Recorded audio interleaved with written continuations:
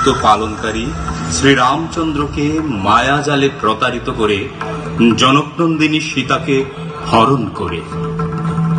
সীতাকে উদ্ধারের জন্য একদিকে মহামানী রক্ষশ্রেষ্ঠ রাবণ, অন্যদিকে বনবাসী স্বজন শূন্য রামচন্দ্র।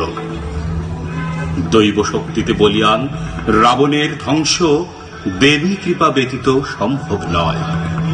আত্মজ্ঞানী রামচন্দ্র শান্তির প্রতীক সীতাকে উদ্ধারের জন্য লঙ্কার অহংকার তমগুণের প্রতিনিধি রাবণকে পরাজিত করার জন্য ব্রহ্মার নির্দেশে অকালে অর্থাৎ শারদকালে দুর্গাপূজা করে রাবণ বধের জন্য প্রস্তুত হন। শুরু হলো দেবী পূজা।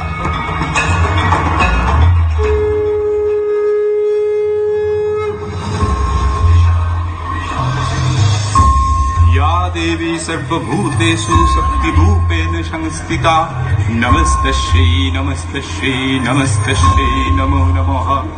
या देवी सर्वभूतेषु मातृरूपेण संस्थिता नमस्तस्यै नमस्तस्यै नमस्तस्यै नमो नमः।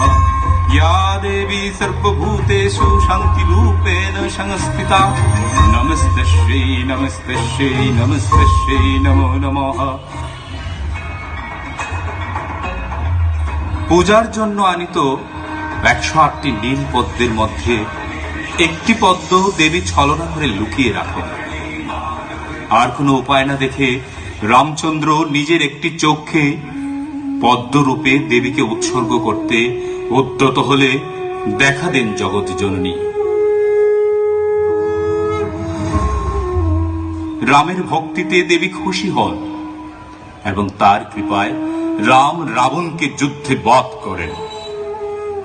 বাঙালি সন্তানগণ আজও সেদিনের কথা তাদের মানসপটে জাগরুক করে রেখেছে। সীতা বিরহে ব্যথিত সেদিনের স্বজন শূন্য মহামানবের সেই ঐকান্তিক আরাধনা সে কি ভুলবার? তাই বাঙালিরা সেই অকালে বোধনের রীতিকেই গ্রহণ করেছে। অবশ্য বাংলার শরৎকাল অকাল নয়, বরং পরম শুভকাল। কারণ বাংলার অপরূপ রূপ যে এই শরতেই প্রতিভাসিত হয়। জয় মা জগৎ জননী, জয় মা দুর্গতি নাশিনী, জয় মা মহিষাসুর মর্দিনী।